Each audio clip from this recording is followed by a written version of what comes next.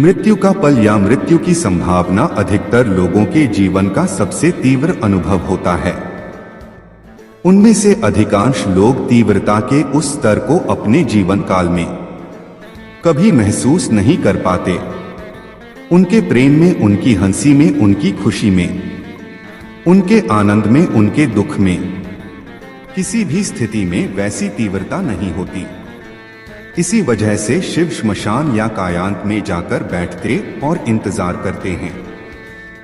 काया का अर्थ है शरीर और अंत का मतलब है खत्म होना।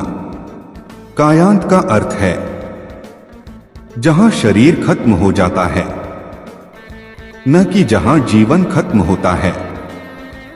अगर आप अपने जीवन में केवल अपने शरीर को ही जानते हैं, तो जिस पल आप शरीर छोड़ते हैं, वह पल आपके जीवन का सबसे तीव्र पल बन जाता है। अगर आप अपने शरीर के परे कुछ जानते हैं, तो शरीर का छोड़ना बहुत महत्वपूर्ण नहीं रह जाता। जिस किसी ने भी यह पहचान लिया है कि वह कौन है और क्या है, उसके लिए कायांत उतना बड़ा पल नहीं होता। वह सिर्फ जीवन का एक और पल है बस। लेकिन जिन्होंने सिर्फ एक स्थूल शरीर के रूप में जीवन जिया है, जब उन्हें शरीर के रूप में सब कुछ छोड़ना पड़ता है, तब वह पल बहुत ही तीव्र होता है। अगर आप सिर्फ एक काया न बनकर जीव बन जाएं, अगर आप सिर्फ एक जीवित शरीर नहीं बल्कि एक जीवित प्राणी बन जाएं, तो अमरता आपके लिए एक स्वाभाविक स्थिति होगी। अमरता हर किसी के लिए एक स्वाभाविक स्थिति है। नश्वरता एक गलती है। यह जीवन के बारे में गलत समझ है। स्थूल शरीर का कायांत निश्चित रूप से आएगा, लेकिन अगर आप सिर्फ एक काया न बनकर जीव बन जाएं, अगर आप सिर्फ एक जीवित शरीर नहीं बल्कि एक जीवित प्राणी बन जाएं, तो अमरता आपके लिए एक स्वाभाविक स्थिति होगी।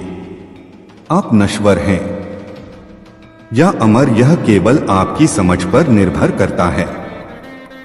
इसके लिए अस्तित्व में किसी बदलाव की जरूरत नहीं है। अमरता हर किसी के लिए एक स्वाभाविक स्थिति है। नश्वरता एक गलती है। यह जीवन के बारे में गलत समझ है।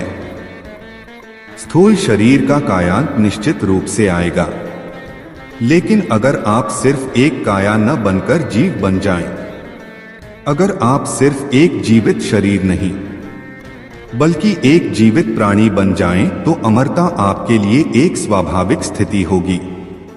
आप नश्वर हैं या अमर, यह केवल आपकी समझ पर निर्भर करता है।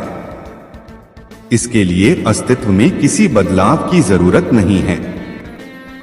इसी कारण ज्ञान प्राप्ति को आत्म अनुभूति के रूप में देखा जाता है, किसी उपलब्धि के रूप में नहीं। अगर आप उसे देख सकते हैं, तो वह आपके लिए उपलब्ध है। अगर आप उसे नहीं देख सकते, तो वह आपके लिए उपलब्ध नहीं है। यह बात केवल अनुभव की है। इसके लिए किसी बुनियादी अस्तित्व संबंधी बदलाव की जरूरत नहीं।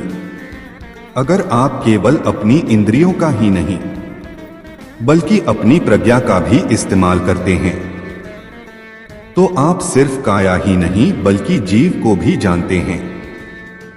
और आप स्वाभाविक रूप से अमर हैं, शाश्वत हैं। आपको अमरता पाने के लिए प्रयास करने की जरूरत नहीं। आपको बस इसे समझने की जरूरत है। इसलिए शिव ने श्मशान को अपना डेरा बना लिया। श्म का मतलब शव से और शान का मतलब शयन या बिस्तर से है।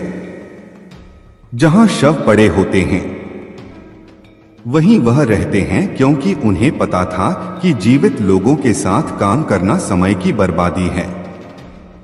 आप लोगों को तीव्रता की उस सीमा तक नहीं ले जा सकते जो जरूरी है। उन्हें थोड़ा और तीव्र बनाने के लिए बहुत तरकीबें लगानी पड़ती है। हमारे जीवन में अधिक जागरूकता और बुद्धिमत्ता आ गई है। यही समय है जब सिर्फ जीवित रहने की भावना को दबाकर असीम बनने की चाह को बढ़ाया जाए। तीव्रता इसलिए नहीं उठती क्योंकि आपने जीवित रहने की भावना को सबसे अधिक महत्व दे दिया है। इस शरीर में दो बुनियादी इच्छाएं हैं, एक है जीवित रहने की भावना, दूसरी असीम बनने की चाह। अगर आप जीवित रहने की भावना को प्रबल बनाते हैं तो जीवन की गति मंद हो जाती है, क्योंकि जीवित रहने का मतलब बिना जोखिम लिए सुरक्षित चलना है। अगर आप असीम होने की चाह को प्रबल बनाते हैं, अगर आप असीमित विस्तार चाहते हैं और अगर आपकी सारी ऊर्जा उसी पर लगी हुई है तो आपके जीवन में पूर्ण तीव्रता होगी।